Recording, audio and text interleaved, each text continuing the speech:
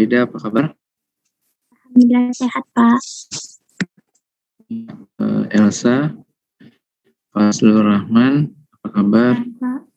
Pak.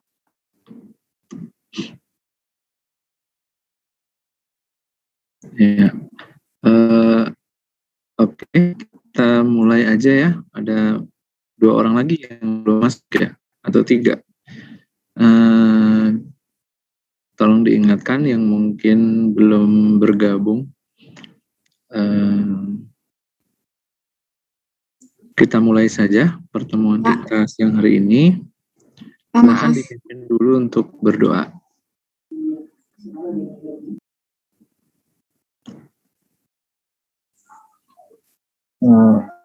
Baiklah, sebelum kita mulai perkuliahan pada pagi hari ini, marilah kita berdoa menurut agama dan kepercayaan kita masing-masing.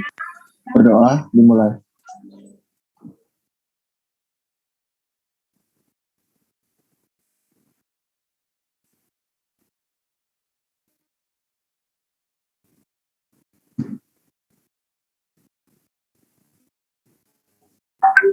Berdoa dicukupkan. Ya, terima kasih Robi ya. Kita hari ini topiknya mengenai pengenalan untuk PDRB dan penghitungannya. Jadi memang saya tidak sharekan PDRB, gitu ya, mulai dari konsep-konsep di buku 1 dan cara penghitungannya di buku 2. Mudah-mudahan sih kuliah kali ya, jadi mungkin belum sempat. Putus ya? Enggak? Ya, Pak. Halo? Agak putus-putus, Pak.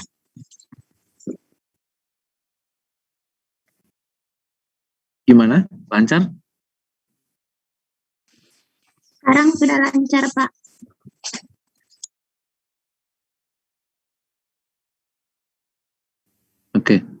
Oke, ya udah kalau gitu. Gimana?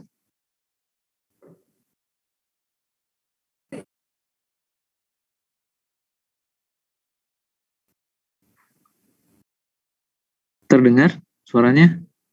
Terdengar, Pak. Terdengar, Pak. Oke, baik. Ya, oke. Mudah-mudahan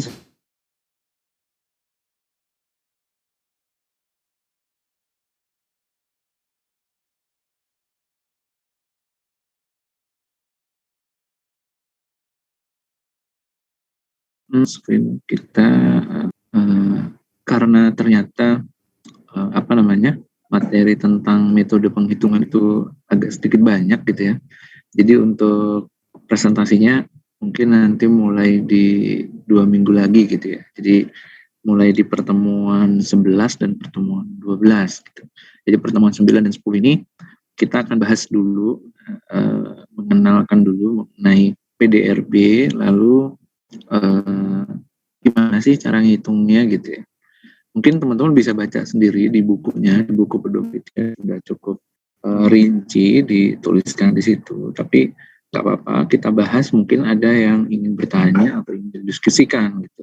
Jadi tekniknya kok sedikit membingungkan ya, gimana sih sebenarnya untuk mendapatkan nilai tambahnya gitu. Mungkin silahkan kalau nanti mau ditanyakan, bebas aja, nanti kita coba diskusikan. Kalau misalkan saya belum dapat jawabannya, nanti akan saya sampaikan di pertemuan berikutnya.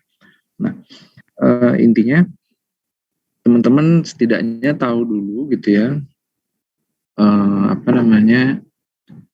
cara ngitungnya tuh gini, LK-nya gini, sumber datanya dari sini-sini gitu ya, bagaimana bisa dapat nilai tambah, bisa dapat output biaya antaranya itu, setidaknya ada gambaran dulu gitu. Nah, sehingga ketika misalkan nanti ketika di dunia kerja gitu ya, ada kegiatan-kegiatan yang terkait dengan penyusunan PDRB itu udah nggak kaget gitu. Oh, dulu waktu di SNN pernah dikasih tahu kalau kita itu pengumpulan datanya akan digunakan untuk menghitung PDRB. Gitu.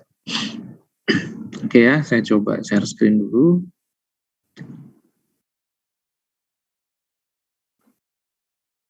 Ya, udah kelihatan ya. Oke.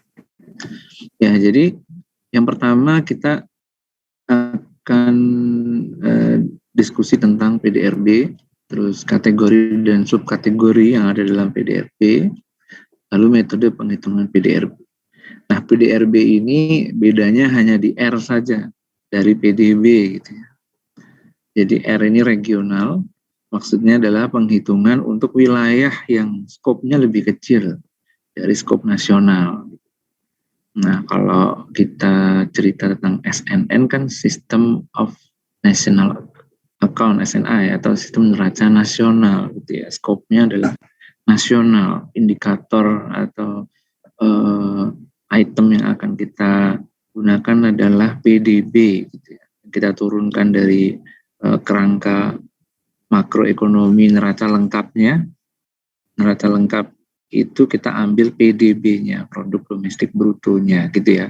Nah, sedangkan kalau skopnya lebih kecil berarti skopnya di skop regional. Bisa di skop provinsi atau di cakupannya kabupaten kota. Nah, PDRB ini sendiri saat ini kita menghitung di level provinsi dan level kabupaten kota, sehingga teman-teman juga bisa cek kan kemarin di websitenya masing-masing kabupaten kota itu udah ada estimasi atau penghitungan PDRB. Walaupun mungkin like-nya atau frekuensinya masih lebih sering di provinsi. Kalau di provinsi 3 bulanan itu rilis PDRB. Sedangkan teman-teman di kabupaten kota sampai saat ini rilisnya tahunan. Kayaknya kalau rilisnya triwulanan ada kemungkinan teman-teman kabupaten kota saat ini bisa menjerit gitu ya, karena ketersediaan datanya belum sampai triwulanan. Jadi masih kesulitan untuk bisa menghitung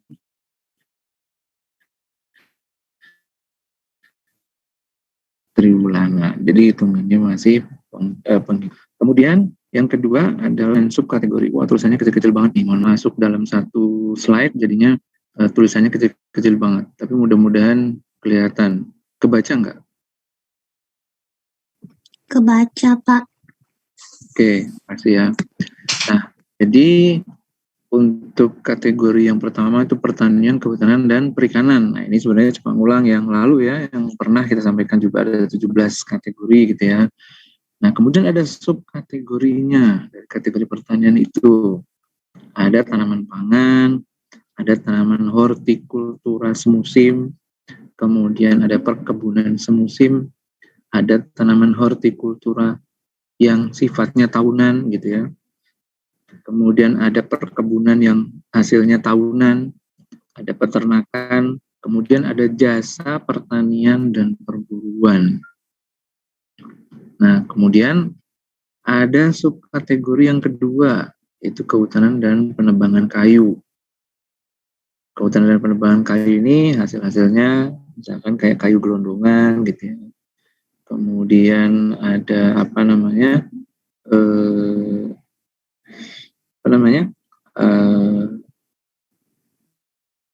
damar gitu, kayak rotan gitu. Kemudian ada subkategori berikutnya adalah perikanan, di pertanian, kehutanan dan perikanan. Terus kemudian ada kategori berikutnya pertambangan dan penggalian. Ini ada pertambangan migas dan panas bumi, ada batu bara dan lignit, ada biji logam dan penggalian lainnya.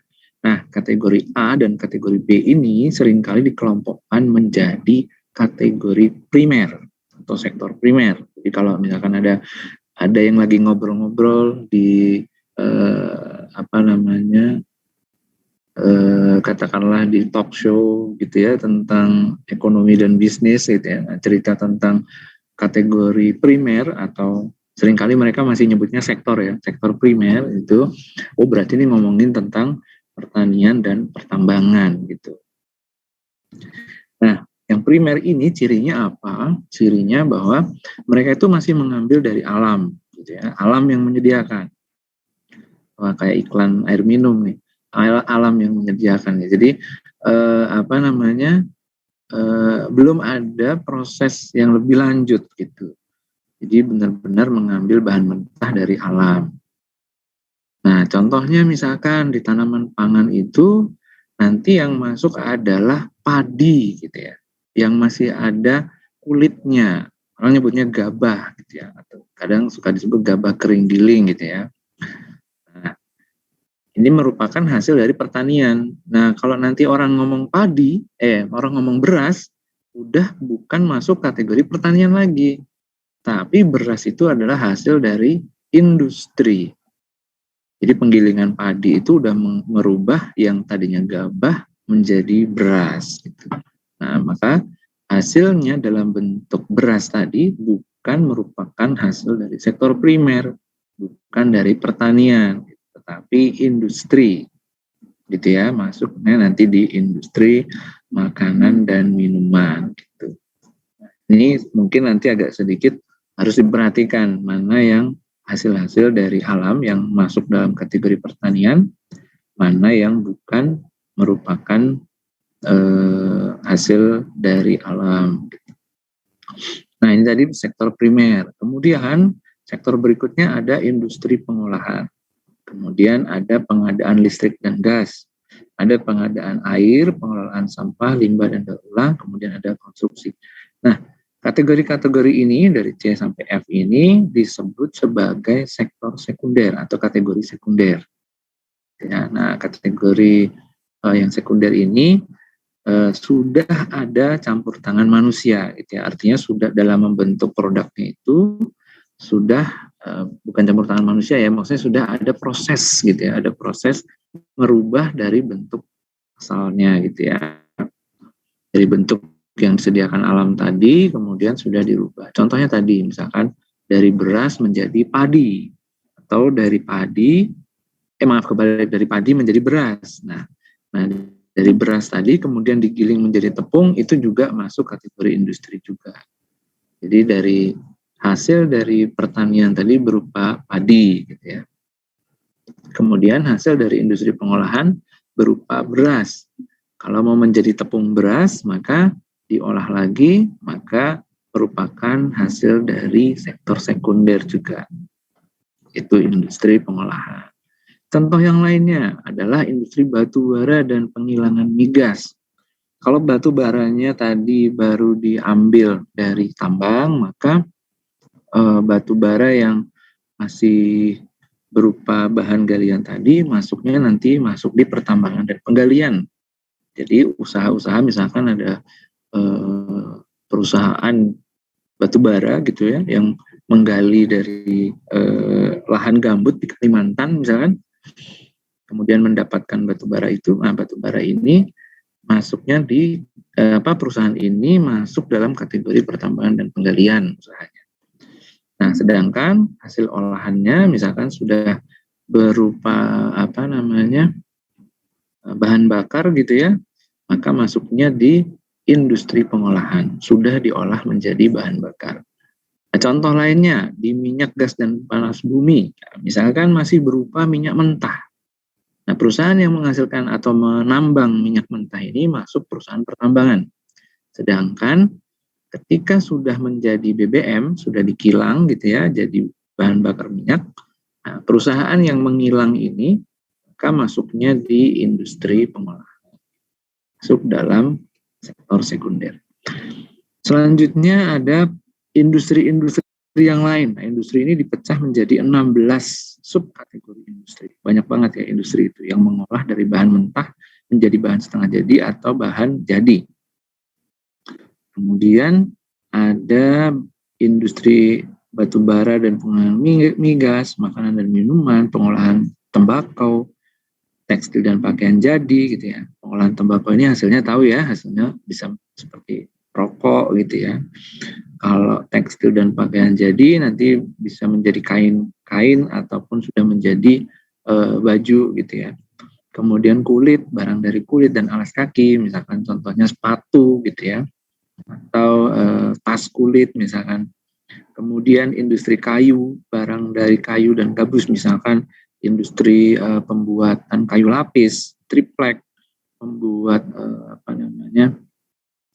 furniture gitu ya dari kayu. Nah, kemudian ada industri kertas dan barang dari kertas. Nah, contohnya misalkan industri pembuatan kertas atau yang lainnya gitu ya. Kemudian ada percetakan. Nah, itu juga masuk dalam industri kertas, barang dari kertas, percetakan, dan reproduksi media rekaman. Kemudian ada industri kimia, farmasi, dan obat tradisional. Misalkan contohnya industri obat-obatan. Seperti halnya misalkan pabrik-pabrik obat-obatan farmasi, kemudian pabrik jamu. Nah, ini masuknya di industri kimia, farmasi, dan obat tradisional. Ada juga industri karet, barang dari karet dan plastik gitu ya. Kita udah apal lah ya merek-mereknya gitu, yang barang-barang yang sering kita beli, barang-barang plastik yang sering kita beli gitu ya. Ini adalah termasuk industri karet, barang dari karet dan plastik. Contohnya juga misalkan seperti ban gitu ya, ban motor, ban mobil. Nah, ini masuk ke barang galian tapi bukan selain yang tadi mesin dan pelengkap logam dasar. Logam dasar ini seperti besi ataupun industri baja gitu ya, yang membuat batangan-batangan baja. Nah, itu masuk dalam industri logam dasar. Dan ada industri barang logam, komputer, barang elektronik, industri optik, membuat kacamata, membuat alat-alat optik untuk mikroskop, misalnya kesehatan gitu ya. Maka ini masuk dalam industri yang di sini. Ada industri mesin dan perlengkapan, membuat traktor untuk pertanian, mesin untuk pabrik gitu ya. Masuk dalam industri mesin dan perlengkapan. Kemudian ada industri alat angkut, membuat kendaraan, misalkan industri kendaraan bermotor, pabrik-pabrik yang merakit mobil gitu ya, masuk dalam industri alat angkut. Industri furniture, kemudian industri pengolahan lainnya. Oh, maaf ya, berarti yang industri kayu tadi selain yang furniture. Nah, kemudian industri pengolahan lainnya, jasa reparasi dan pemasangan mesin dan peralatan. Kemudian ada pengadaan listrik dan gas. Kalau yang kita tahu yang paling besar dominasinya adalah PLN, perusahaan listrik negara. Tetapi ada juga perusahaan-perusahaan listrik swasta yang menjual listriknya ke perusahaan-perusahaan, misalkan seperti misalkan JE, General Electric. Nah, itu juga masuk ke dalam kategori perusahaan-perusahaan di ketenaga listrikan. Ada juga yang pengadaan gas dan produksi es. Ada nggak di dekat rumahnya teman-teman yang pabrik es batu yang dipakai untuk mengawetkan ikan misalnya kayak gitu, atau digunakan untuk perusahaan-perusahaan atau untuk rumah makan yang menggunakan es batu gitu ya. Ada kan ya. Nah, ini masuk di dalam pengadaan gas dan produksi es. Kemudian ada pengadaan air, pengelolaan sampah, limbah, dan daur ulang. Pengadaan air ini ya, contohnya misalkan ada yang jual air untuk air bersih, untuk air minum gitu ya. Atau misalkan ada, kalau yang punya pemerintah seperti PDAM misalkan ya, pengadaan air. Ada yang pengelolaan sampah, ada yang mendaur ulang sampah, ada yang bersih-bersih seperti misalkan, kalau pemerintahan itu seperti contohnya dinas kebersihan dan dinas lingkungan gitu. Itu masuk di pengelolaan sampah.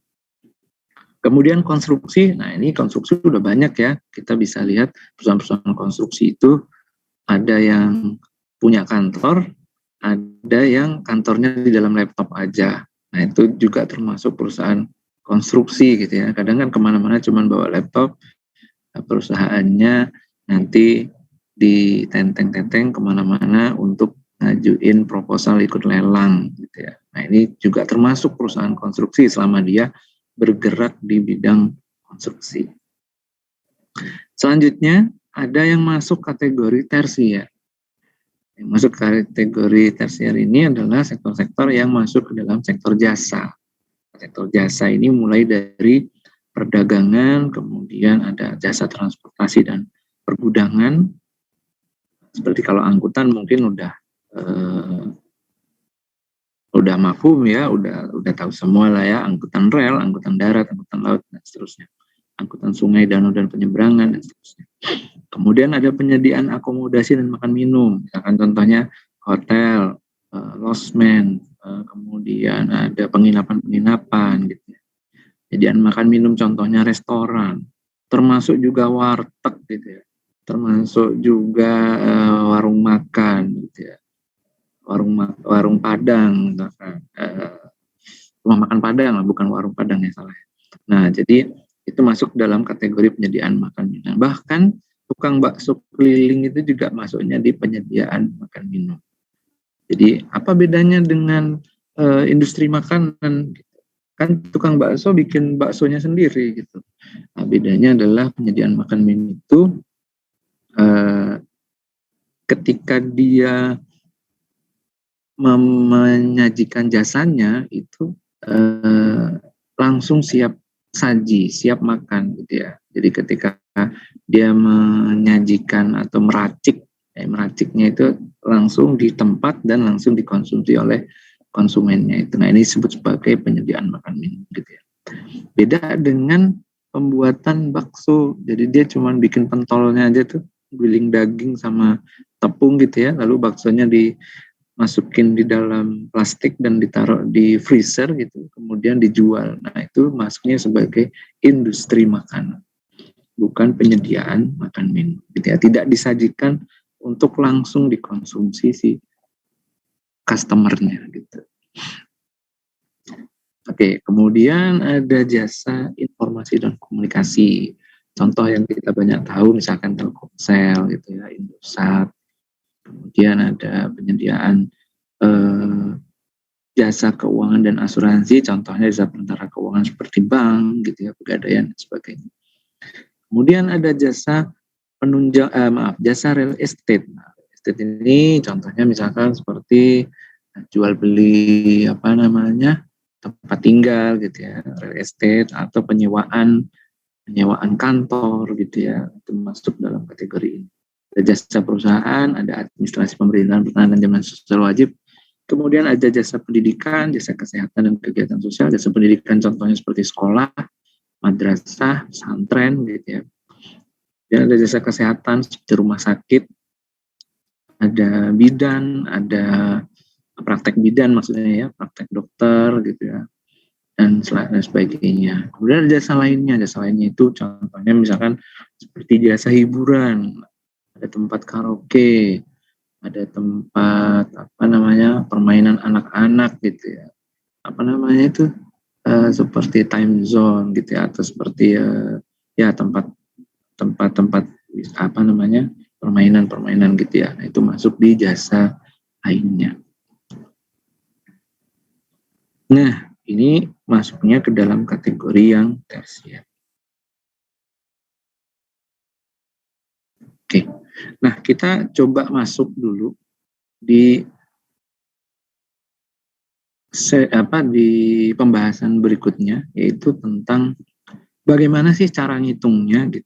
Gimana sih ngambil datanya sampai dimasukkan ke dalam lembar kerja gitu ya.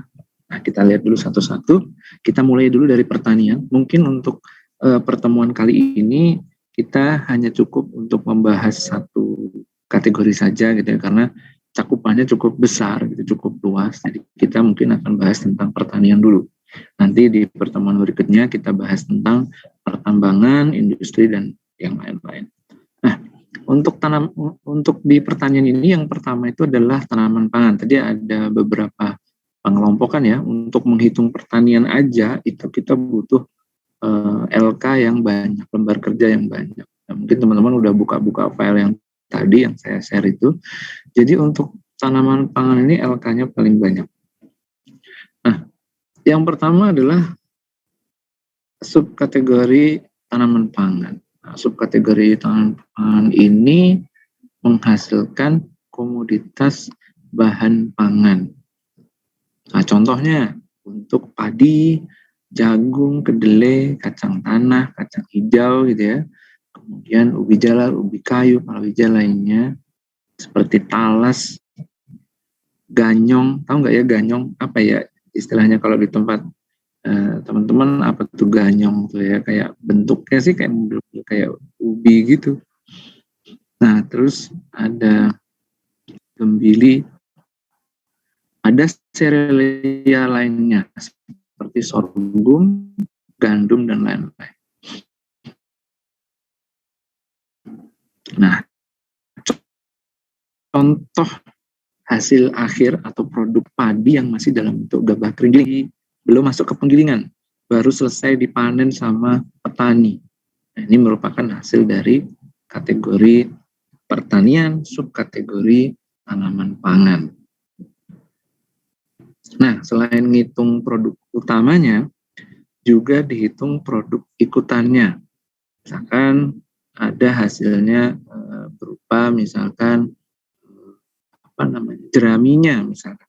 Nah, jeraminya kemudian dipakai atau bisa dijual juga, maka itu juga terhitung sebagai hasil dari produksi gitu ya. Konsepnya masih ingat barangkali. Jadi tidak hanya yang utama tetapi yang ikutan juga dari proses tersebut.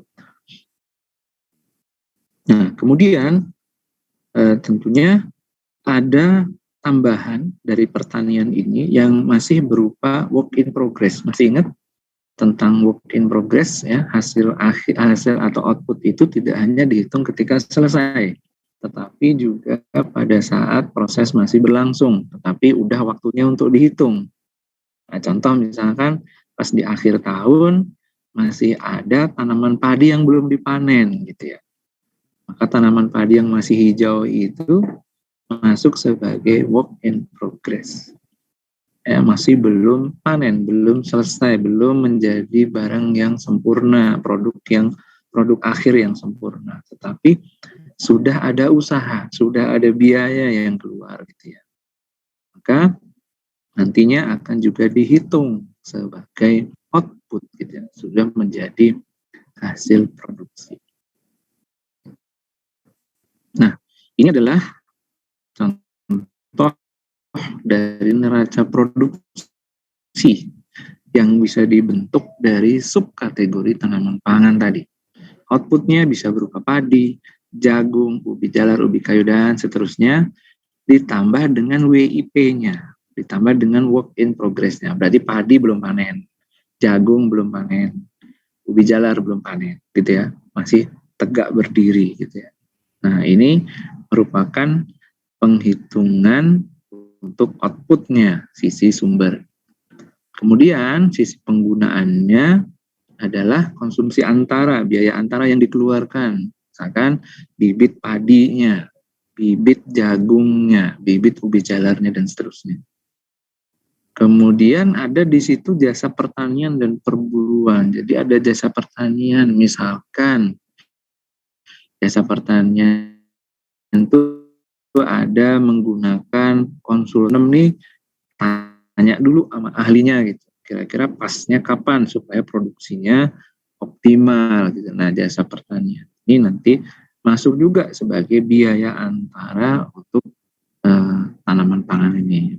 Kemudian ada pupuknya, ada mesinnya yang digunakan tetapi tidak menjadi barang modal gitu. Jadi sewa mesin gitu, sewa traktor, sewa kendaraan bermotor misalkan. Kemudian ada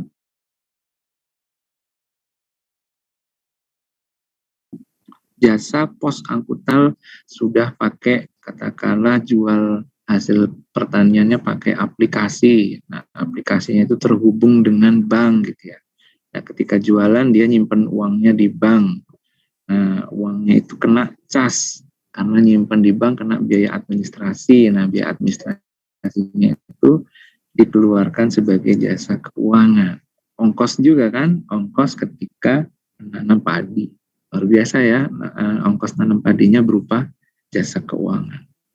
Dan seterusnya sampai produk hasil kilang. Misalkan beli solar untuk menggerakkan traktornya gitu kan. Mau nyangkul tanah, sudah modern, nggak pakai cangkul manual, tapi pakainya traktor kan. Beli BBM, beli solar untuk traktornya. Ini produk hasil kilang. Barang dari karet, plastik, dan kaca. Misalkan beli sarung tangan karet. Atau beli plastik yang lebar untuk menutupi supaya nggak diserbu sama belalang, gitu ya. Nah, maka barang-barang ini juga masuk sebagai biaya antar atau konsumsi antar. Nah, selisihnya adalah NTB, nilai tambah bruto. Ini adalah gambaran untuk neraca produksinya. Kemudian gimana cara kita untuk menghitungnya? Nah, kebetulan nih di sektor pertanian, di kategori pertanian ini, semua datanya komplit. Mungkin kemarin kita udah bahas ya, gimana untuk mendapatkan harga konstan. Ada teknik-teknik yang dilakukan gitu ya. Ada mungkin masih ingat yang pertama revaluasi gitu ya. Kemudian ada ekstrapolasi. Nah, mungkin ada yang bisa bantu. Yang ketiga apa? Deflasi, Pak. Oke, deflasi. Nah, kemudian ada teknik lainnya yaitu double deflasi, gitu ya. Nah, ketika semua tersedia datanya, maka kita bisa menggunakan teknik untuk memperkirakan ADHK-nya atau dasar harga konstannya dengan metode revaluasi, gitu ya. Nah, sehingga ketika data ini sudah tersedia semua, kita bisa langsung menggunakan untuk menghitungnya. Yang pertama adalah hitung produksinya dulu. Nah, masih ingat kan ya, ketika kita mau mendapatkan nilai output, kita harus dapatkan nilai produksinya dulu, kali harga, baru kita dapatkan output. Setelah itu baru kita cari biaya antara untuk dikurangkan. Setelah dikurangkan, baru kita dapatkan nilai tambah. Nah, untuk tanaman pangan ini, kita menggunakan pendekatan produksi dari produksi padi dan palawija.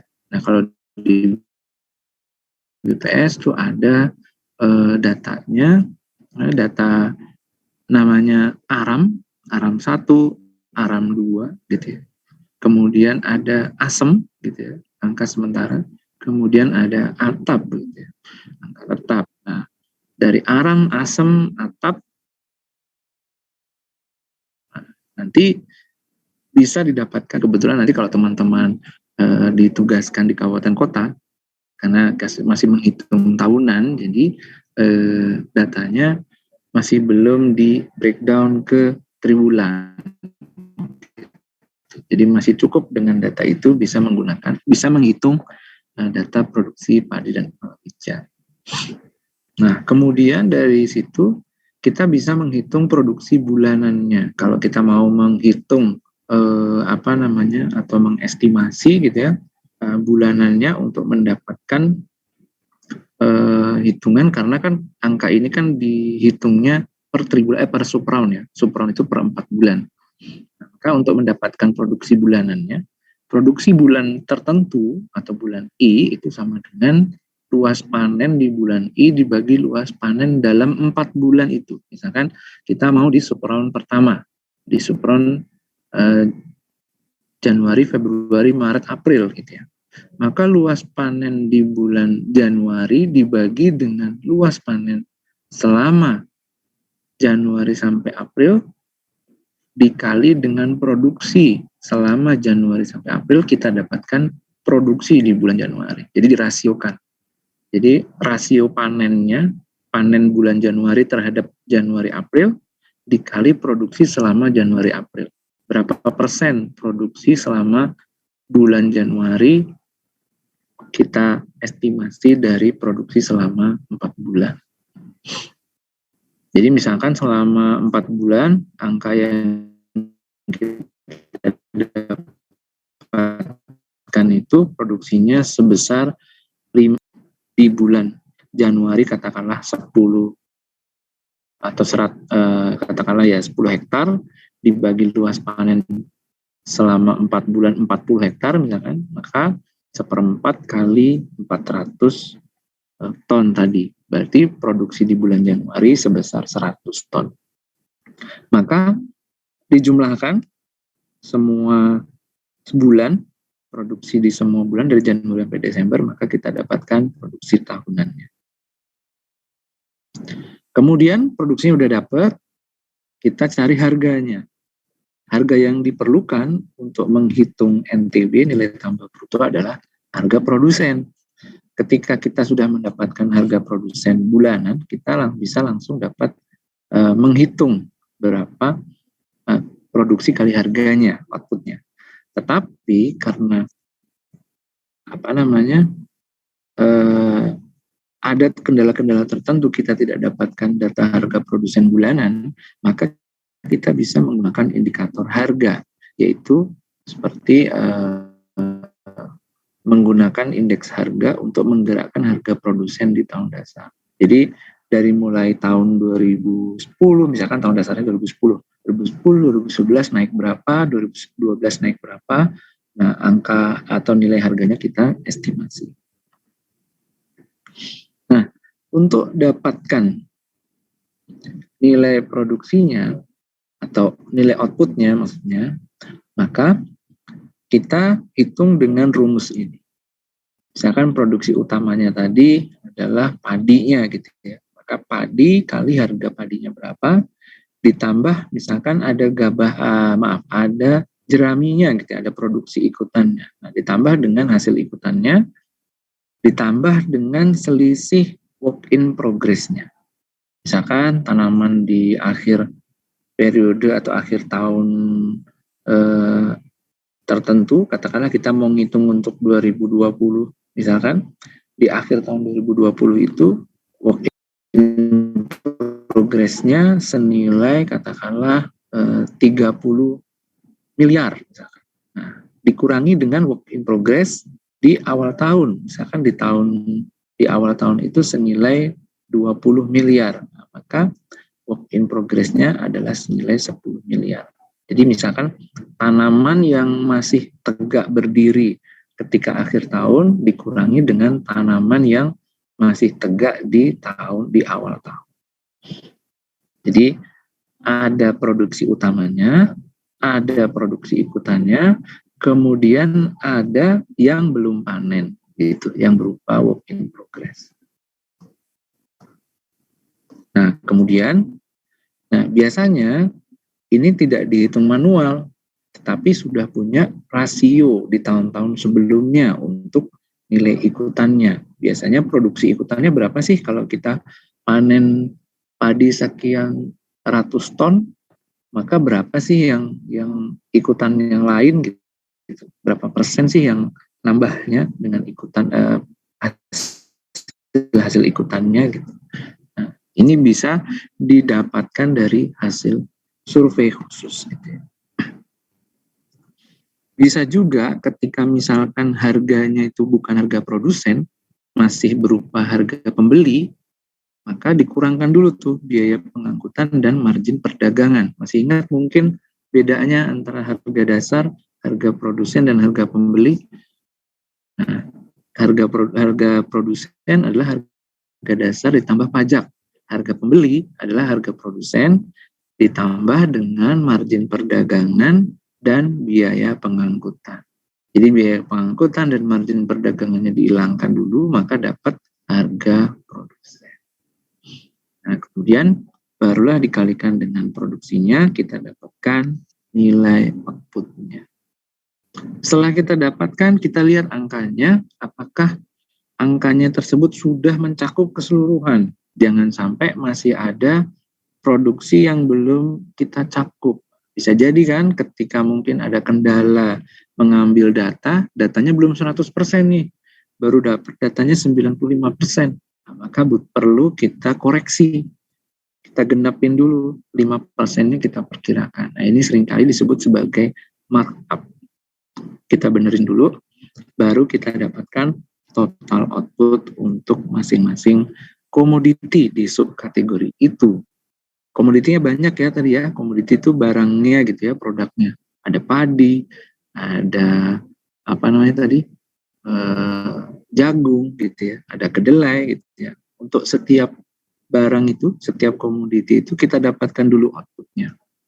Baru kita dapatkan nanti biaya antaranya untuk setiap komoditi. Padi untuk menghitung, untuk mendapatkan atau bertani padi sekian hektar atau sekian ton, maka dibutuhkan biaya-biaya apa saja. Ini akan menjadi biaya antara untuk komoditi padi. Nah, ini mungkin masih agak sedikit ribet karena kita belum lihat LK-nya gitu ya. Nah, barulah nanti output dapat, konsumsi antara dapat, kita dapatkan nilai tambah bruto. Nah, sumber datanya gitu ya, bisa kita dapatkan dari data produksi di subdit statistik tanaman pangan. Mungkin teman-teman nanti akan bisa dapat datanya langsung di bidang produksi atau fungsi produksi kalau di BPS kabupaten kota atau di provinsi gitu ya. Kemudian ada harganya dari indeks harga produsen, kemudian ada dari indeks yang diterima petani kalau misalkan mau menggerakkan harga yang belum ada di tahun-tahun tertentu. Kemudian berapa biaya-biaya yang digunakan itu kita sudah ada data dari sensus pertanian ataupun dari data survei ongkos usaha tani. Jadi untuk bertani padi, ongkos usahanya apa aja, yang dibutuhkan apa aja, mulai dari bibit, pupuk, dan segala macam itu, dari situ bisa kita gunakan datanya untuk menghitung berapa biaya antara yang digunakan. Oke, kita langsung masuk ke LK-nya, supaya lebih enak melihatnya, supaya lebih enak mempelajarinya. Nah, LK-nya seperti ini. Untuk menghitung NTB-nya, kita butuh output-nya dulu. Ya, dari kolom output-nya. Lalu kita butuh biaya antara, konsumsi antara. Gitu ya. Nanti selisihnya baru kita dapatkan nilai tambah bruto. Nah, pertama, dari tanaman pangan dulu. Ini kebetulan LK yang ini adalah LK gabungan. Nanti ada LK yang per komoditinya. Kita lihat yang LK yang pertama dulu, LK gabungan. Ini sebenarnya rekapitulasi, tapi nggak apa-apa. Kita coba lihat globalnya dulu.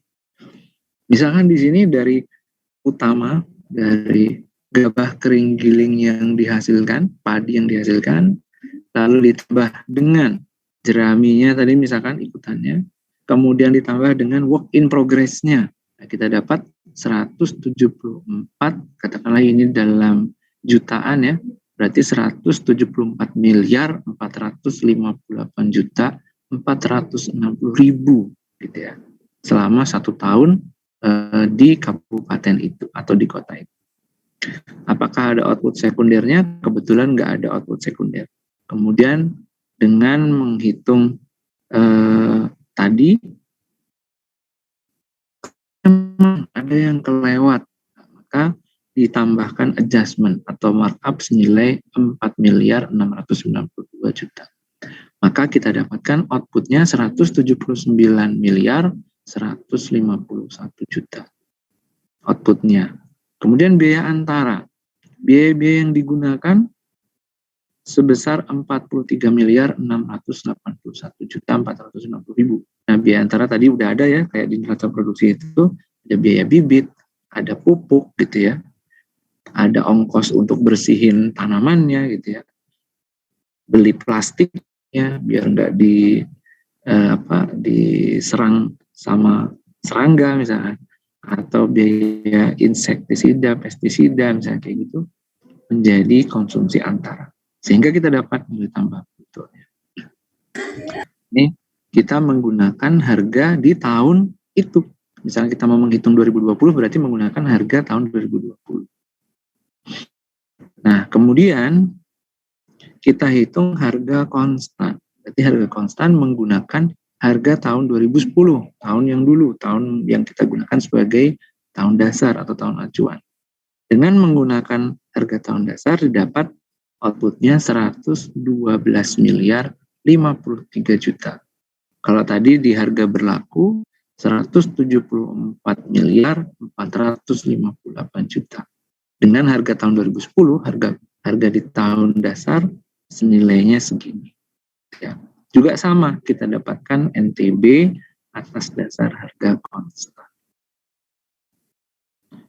Ini baru cerita tentang pertanian, peternakan, perburuan, dan jasa pertanian.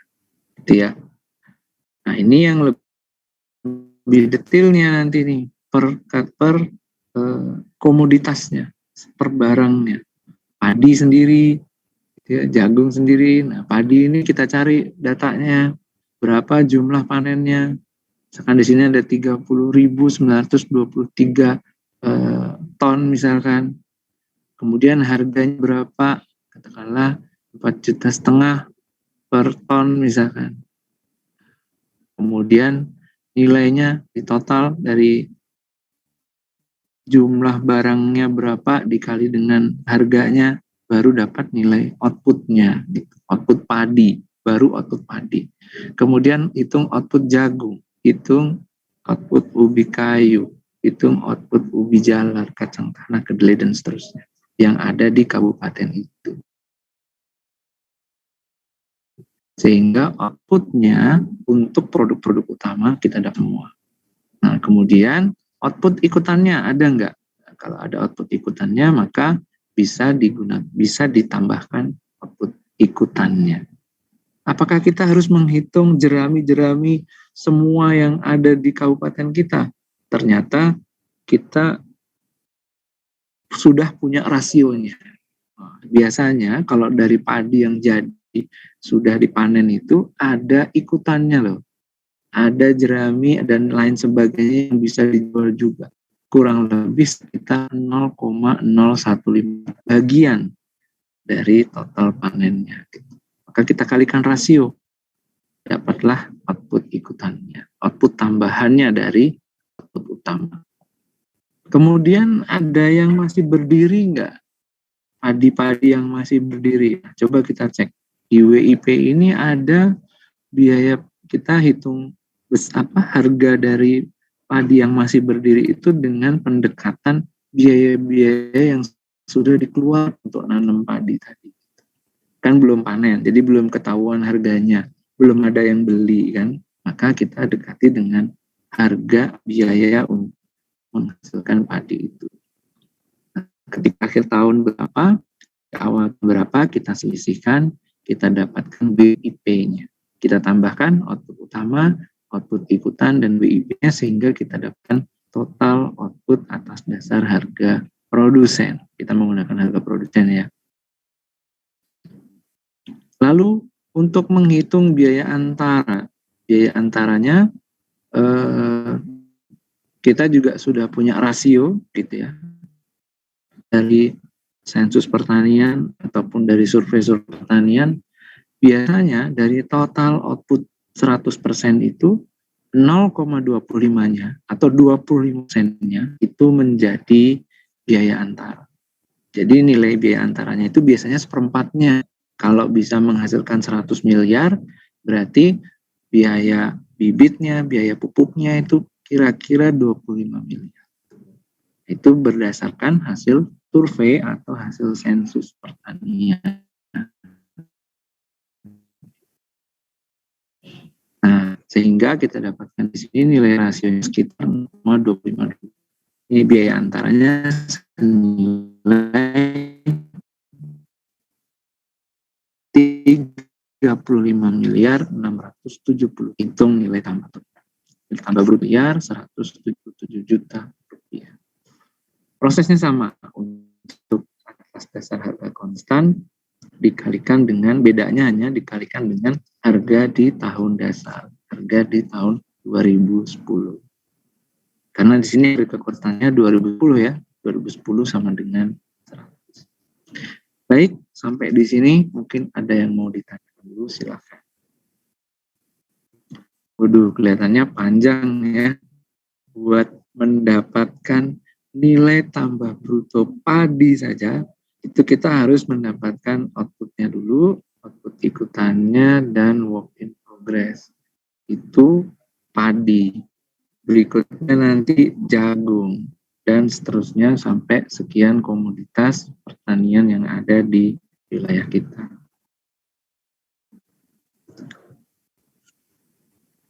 Baik, mungkin ada yang mau ditanya dulu, mungkin dari LK-nya, atau mungkin dari penghitungannya gitu ya.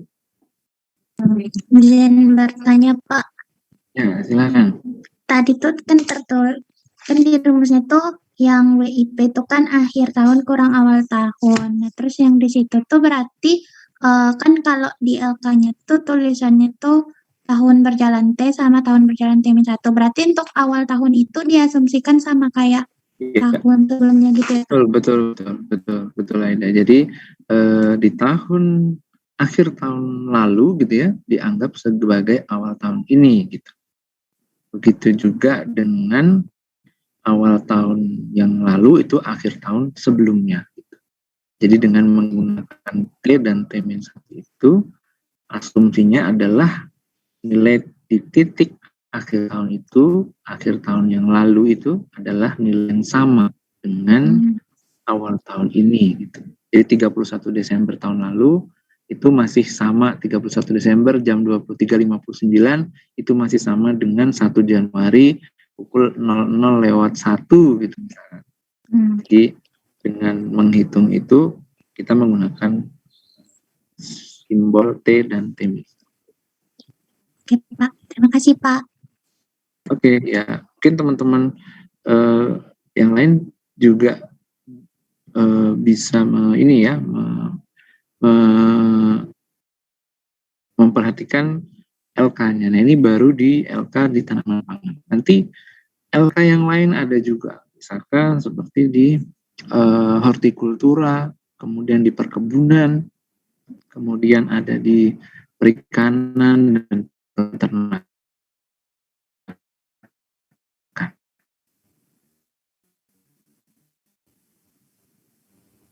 Ya, nah jadi untuk penghitungan PDRB ini dari pendekatan lapangan usaha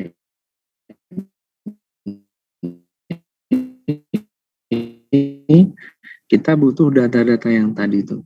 Jadi tidak hanya data langsung, tetapi butuh per komoditasnya juga. Padinya berapa, jagungnya berapa, ubinya berapa, apa tadi namanya, kacang panjang, kacang tanahnya berapa. Nah, biasanya data-data ini tersedia di Dinas Pertanian kabupaten kota atau di provinsi. Nah, untuk dapat itu nanti teman-teman tentunya hunting nih, harus berburu datanya gitu. Datang ke dinas, ngobrol, ini nanti akan digunakan untuk ini, kita minta datanya akan kita hitung gitu ya. Kita hitung produksinya, kemudian nanti kita dapatkan harganya juga, kita kalikan harga, baru kita dapat output dan biaya antara sampai dapat nilai tambah bruto. Ini kita gambarkan satu di tanaman pangan. Teman-teman boleh melihat, membaca yang di subkategori yang lain. Nah, mungkin di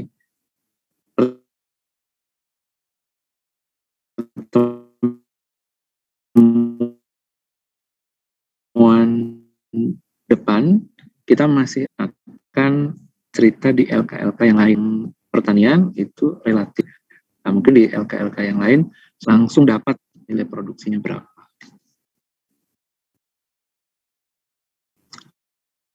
Oke, mungkin sampai sini ada yang mau ditanya lagi?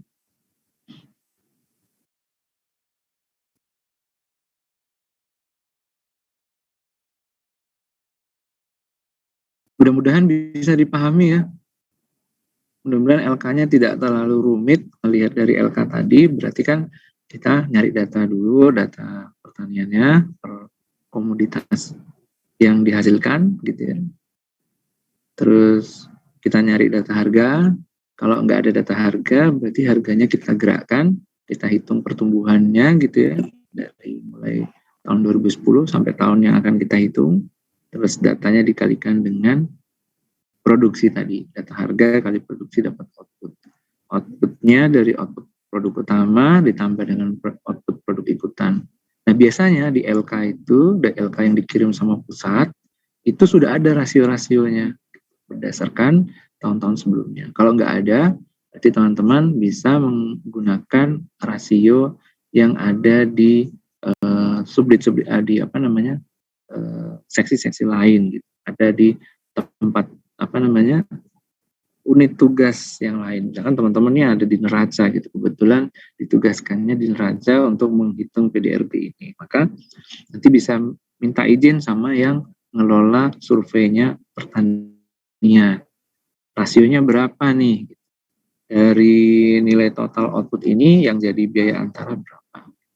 Nah, dari rasio-rasio itu bisa kita gunakan untuk menghitung biaya antara dan mengurangkan dari output, kita dapat nilai tambah. Baik, mudah-mudahan bisa dipahami. Silakan dibaca lagi buku pedomannya. Nanti mungkin bisa jadi awal pembelajaran. Nanti jadi di kelas kita bisa diskusikan untuk kategori-kategori yang lain. Mungkin ada yang mungkin masih belum jelas di buku pedoman, boleh kita diskusikan nanti di kelas. Izin Pak. Izin bertanya Pak. Ya, silakan. Yang di LK yang belum per komoditas itu kan ada output sekunder Pak. Perbedaannya sama output ikutan itu apa Pak? Sekunder sama ikutan. Oh ya, oke, baik. Baik. Output sekunder dan output ikutan. Nah, output sekunder itu perbedaannya dengan output ikutan ketika output ikutan itu masih dalam satu proses gitu. Contohnya tadi misalkan ada ketika saya mau menanam padi gitu. Nah, ketika nanam padi dalam prosesnya itu ada batang padinya kan gitu. Kan padi nggak cuma numbuh bulir-bulir di tanah kan gitu. Nggak cuma keluar di tanah dalam bentuk bulir-bulir kan. Pasti ada batangnya gitu kan ya. Pasti ada kulit padinya gitu ya. Kan enggak hanya dalam bentuk bulir ya keluarnya itu, tetapi ada kulit pembungkusnya gitu ya. Nah, maka dalam satu proses berjalan itu ya, kita bisa mendapatkan beberapa barang gitu. Atau kalau misalkan yang lain, contoh di perkebunan itu kelapa misalnya. Kelapa itu tidak hanya kita ambil buahnya, gitu ya. Tetapi dalam proses menanam sampai menghasilkan panen kelapa itu ada batangnya, ada daun kelapanya, dan yang lain-lain gitu ya.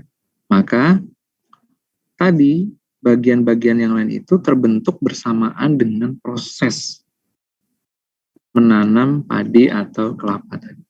Produk-produk yang berasal dari proses yang sama itu disebut sebagai produk ikutan. Nah, misalkan kalau tadi kulit padinya setelah digiling, kemudian kulitnya itu bisa dijual jadi dedak misalkan, pakan ternak, atau mungkin jeraminya tadi juga bisa langsung digunakan, dijual juga gitu. Nah, maka itu produk itu disebut sebagai produk ikutan. Nah, sedangkan produk sekunder atau output sekunder itu tidak bersama-sama dengan prosesnya. Tetapi bisa juga dimasukkan dalam output si perusahaan tadi. Contoh misalkan ada perusahaan perkebunan kelapa tadi. Di samping dia itu berkebun kelapa gitu ya, menghasilkan kelapa, dia juga menjual katakanlah alat-alat untuk perkebunan kelapa, menjual katakanlah atau membesarkan membuat bibit kelapa yang kemudian nanti bibitnya dijual gitu. Jadi tidak bersamaan dengan proses membuat kelapanya gitu. Tapi ada kegiatan usaha sampingan, kegiatan usaha lainnya yang juga dihasilkan ketika dia membuat atau berkebun kelapa tadi. Jadi dia tidak bareng-bareng, dia tidak dalam satu proses dengan produk utamanya. Gitu Rahma, mungkin bisa menjawab? Ya Pak, terima kasih Sudah Pak. cukup jelas perbedaannya ya. Ya, jadi ketika prosesnya itu bersamaan, maka hasil ikutannya itu adalah barang yang di dalam satu proses yang sama dengan produk utama. Contoh lainnya apa ya, misalkan seperti industri pakaian. Nah, ketika beli bahan kain gitu, kainnya dipotong-potong jadi baju. Nah, sisa-sisa kain potongan-potongan